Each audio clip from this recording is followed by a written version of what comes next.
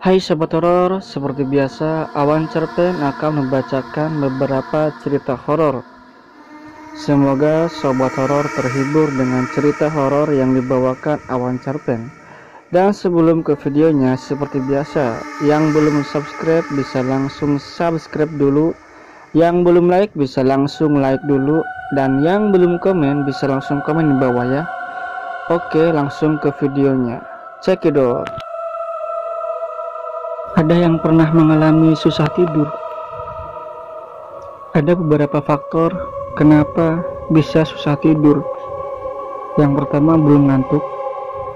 Yang kedua, karena adanya pihak kedua di dalam kamar tidur kalian. Ini adalah kisah fiktif. Jika ada mengalami proses seperti yang saya ceritakan, itu tidak sengaja. Sebut saja namanya Tejo.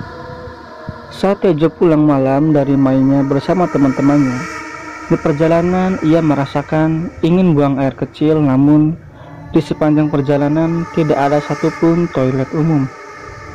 Tejo melihat ada pohon besar di samping jalan tersebut. Ia pun menepikan motornya di dekat pohon tersebut. Tujuannya tidak lain tidak bukan adalah untuk buang air kecil di balik pohon besar tersebut. Tejo tidak memperdulikan risiko apapun yang didapat jika melakukan kencing sembarangan. Rasa takutnya kalah oleh rasa kencing yang sudah di ujung tanduk. Saat Tejo sedang membuang hajat kecilnya, Tejo merasakan ada yang memperhatikannya. Bulu kuduk Tejo berdiri, merasakan merinding yang luar biasa. Ternyata ada sosok kakek-kakek yang sangat menyeramkan menatap tajam penuh amarah kepada Tejo.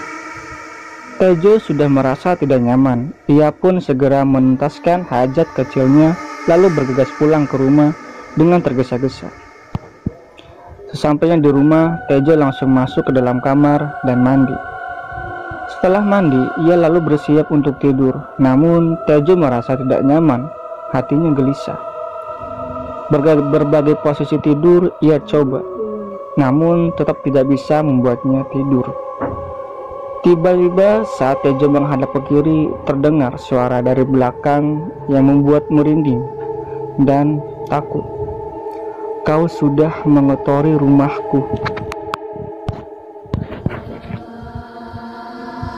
Kau harus ganti dengan jiwamu. Itulah yang diucapkan kakek penunggu pohon besar. Ternyata makhluk itu mengikuti Tejo sampai ke rumah. Jika kamu berada di rumah sendirian, berhati-hatilah ketika mendengar suara burung aneh, karena sebenarnya suara itu adalah bayangan hitam. Tanda-tanda bayangan hitam datang adalah: yang pertama, adanya suara burung. Yang kedua, lampu mati menyala sebanyak 3 kali. Ketiga, terdengar suara serak-seram yang mengatakan, "Aku bayangan hitam telah datang." Jika bayangan hitam ini muncul, carilah tempat sembunyi yang aman. Atau jika sudah bertemu, tahan nafas kalian agar bayangan hitam tidak mengetahui kalau kamu ada di situ.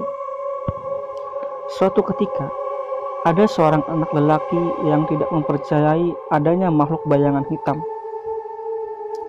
Anak itu menantang bayangan hitam untuk menunjukkan dirinya.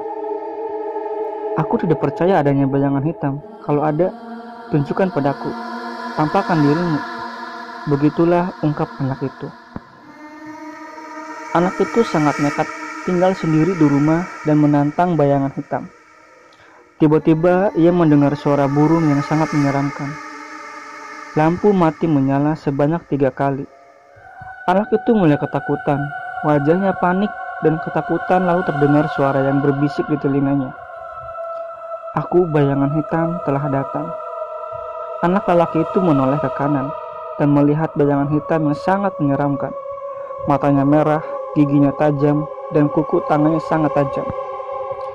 Anak itu lari meninggalkan makhluk itu dan mencari tempat sembunyi. Pikir anak itu dia sudah aman, tapi sebenarnya ia dalam bahaya besar. Makhluk itu bisa mengetahui keberadaannya dari nafasnya.